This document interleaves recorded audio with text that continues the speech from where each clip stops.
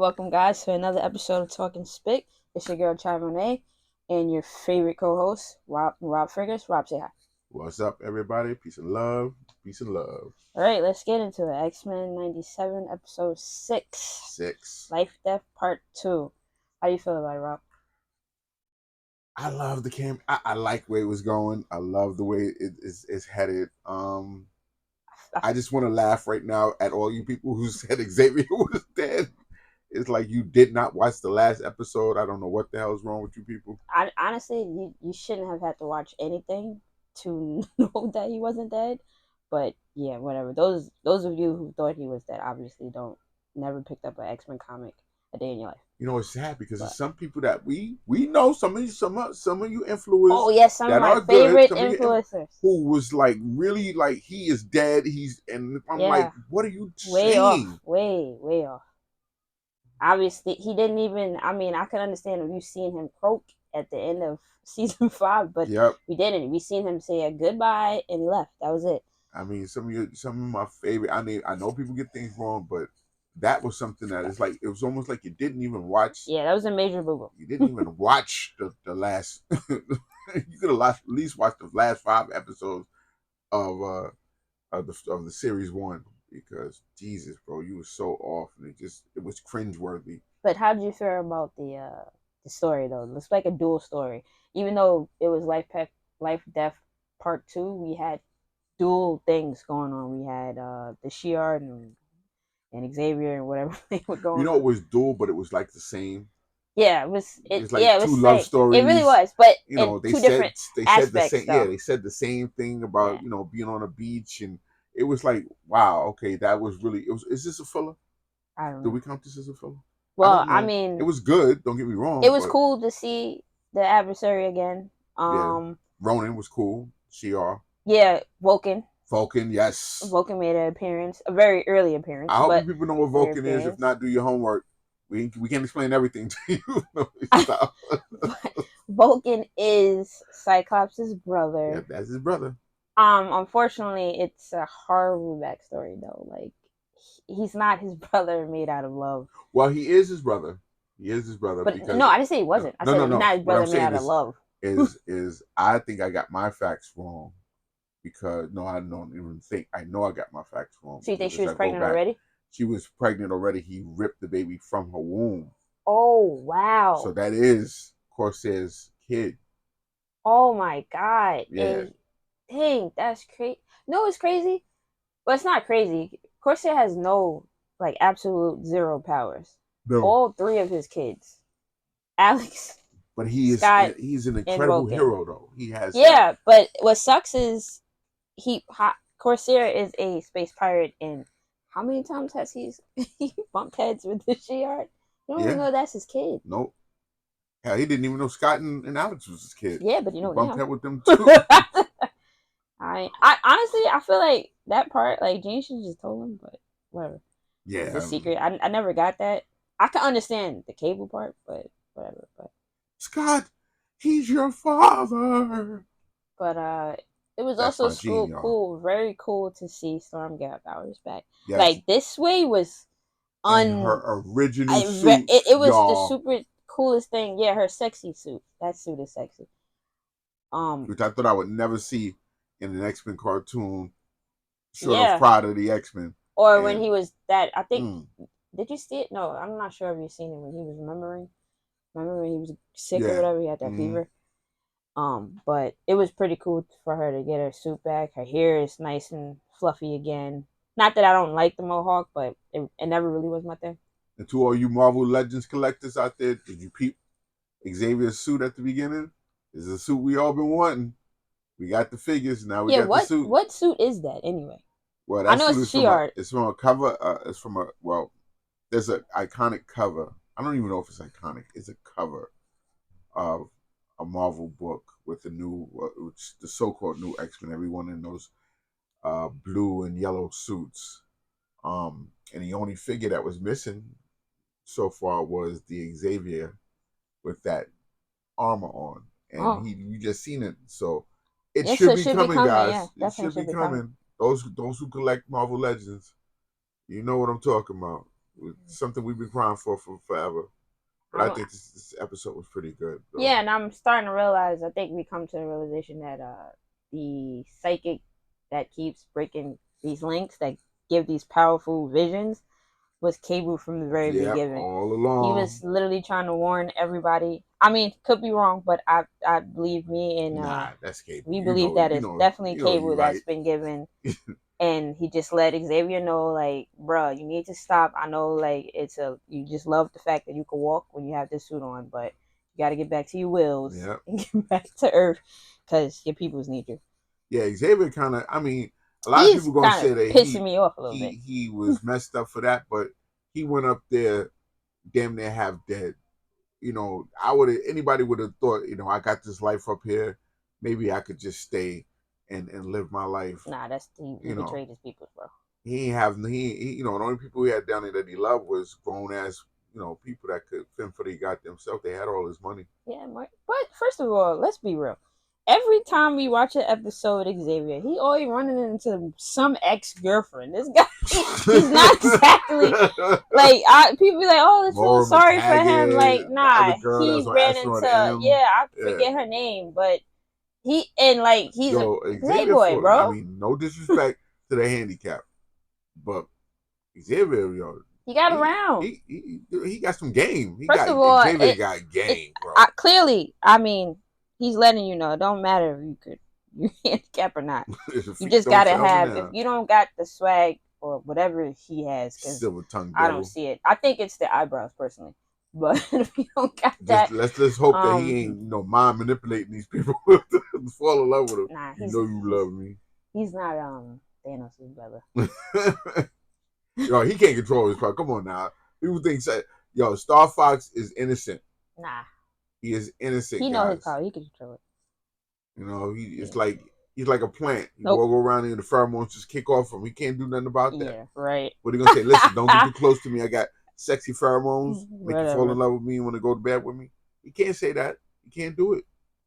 It was cool to see Ronan, even though he was getting his butt handed to him. Yeah, Ronan got. But look who he was fighting. Yo, Gladiator was he was beating everybody though. That's one of our Supermans from Marvel guys. We got a few of them. He snuffed Deathbird. That was pretty. First of all, they remind me of Melina and Katana. Right. Even down to the colors.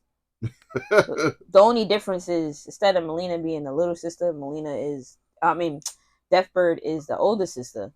And Lilandra is the younger sister, but they just remind me of that, and it just be making me laugh. I always I don't know why I wasn't attracted to the bad person. It's sad because they remind me of Starfire and Blackfire from DC. That too. But they came first.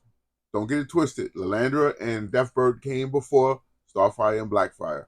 So, I mean, we already know that both companies get things from each other. It's not this big giant secret. I mean, you got to be real blind and these creators not to see certain things. Back in the days, the creators just go from they would cross the street to Marvel, across the street back to DC. It was the two buildings was right, across the street from each other, and it wasn't. You lose your job here, you get your job there. You quit your job there, you get a new job here. So it was like it was the norm. So it's like I said, it would be dumb for you to be like, hey, that looks obviously Jack Kirby worked in both fields. He was representing Marvel and he went to DC. This is why we got a lot of things that people like, teams that people love from DC, and vice versa with Marvel. Yep, that's the king, baby. Back to the episode.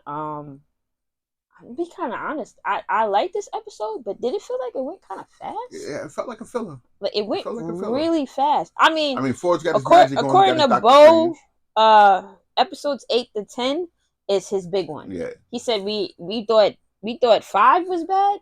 He said 8 through 10 is his big one. So I have more anxiety because I kind of feel like, okay, let's get through Bright Eyes as fast as we can, so we can get to the other ones. But then I'm also like, it's like bittersweet because it's like, damn, after those 3 episodes, we're done. Yeah, we're done, yeah. So, but definitely happy Storm got her powers back, but also feel bad for her that she just now found out what happened on Genosha. She doesn't even know who was there. It's not like they dropping names. They just saying, this is the amount of mutants that were killed. So I don't know. When she finds out that Gambit is in Magneto and what happened and all the mutants that she know, Angel, there was so many people on that Yeah, we over got to there. find out Like who's dead and who's. I mean, from the yeah, opening, from if what you we look at the saw, opening, yeah. it's either saying both Magneto and Gambit is dead, or one of them is dead, and one of them is missing, because neither one of them made the opening. Yeah, that's true. And Nightcrawler is now here. But also like they said, we're gonna be switching in and out, so clearly either they're dead, but I'm gonna be more open minded and say you can't kill Magnus, and I think it would be dumb to kill Gambit. Even if they're dead for 5 minutes. Yeah. And we all know 5 minutes, we mean that comic book accurately, we mean that animated accurately. Like they're somewhere else. Yeah, I could see them dying into next season, and they bringing them back next season, because it's only a few episodes left. So to go out with a whole new group of X-Men will leave us on a cliffhanger. That would be something interesting. I don't know if they're gonna do that, but it would be interesting. I mean, if we think about it, we didn't lose Rogue, so the lineup is not small. We just lost. We lost two members, people. Yeah. So we already have clearly Nightcrawler is a new member. He's in the opening now. And I just hope they don't we fill don't the know spot who's with going to Roberto be DaCosta, because the boy's getting on my nerves. Yeah, he can hit the bricks for me. And then you got Colossus. We need Colossus. The end of the episode. The end of the episode, I'm not gonna lie, it's kind of confusing, right? A part of me feels like I don't think Boulevard is actually there. Wherever he is, I don't think that's real. I think that's in his head. Mm-hmm. And also, we know, like I've been saying from the first episode, that Mr. Sinister was going to be the big bad for this, for this. But clearly, he's working with someone. Yeah, I don't think it's that cut and dry. Like I feel like we gotta start now paying attention to what people say and how they say it. Yeah, I seen Nimrod in the beginning, right? Mm-hmm. Yeah. Bastion is all up in here. Yeah, not only did you see Nimrod, you also seen Master Mole again. Yep, seen him coming out of Master Mole. You're also seeing, and you've been seeing, Apocalypse a lot, guys. So for all the people that are saying, "Oh, it would be dumb for him to come now," blah blah blah. I just feel like even if Apocalypse has his own agenda, he may still be helping in some type of way with Mr. Sinister. I think Mr. Sinister is time traveling. I could be wrong, but I think he is going from different place to place or whatever. I think Cable knows. And he's trying to warn the X-Men just like he tried to warn his mom. And that's another thing. Is Madeline okay? Because she was right there. The first big blast hit her, right? Yeah. So it's like we seen. Matter of fact, you didn't even see it no more once that blast. Yeah. Went. Because now that I'm thinking, I'm like, okay, Madeline and Jean don't look alike. I mean, Madeline and Dazzler don't look alike, but they both had a choker on that night, and we seen a woman with red hair laying on the floor. I think it's Dazzler, but it probably is Dazzler. It probably wouldn't be. It probably wouldn't just lay out Madeline like that. But I guess we gotta just wait and see what is coming. What's gonna happen? Yeah, I really think that Bastion is some way. I mean, they put him in that picture for a reason. They showed Nimrod coming out of Master Mode, which is not a reference from anything of the first season at all. Though they did show him. Wait, what you mean? Not a reference from the first season.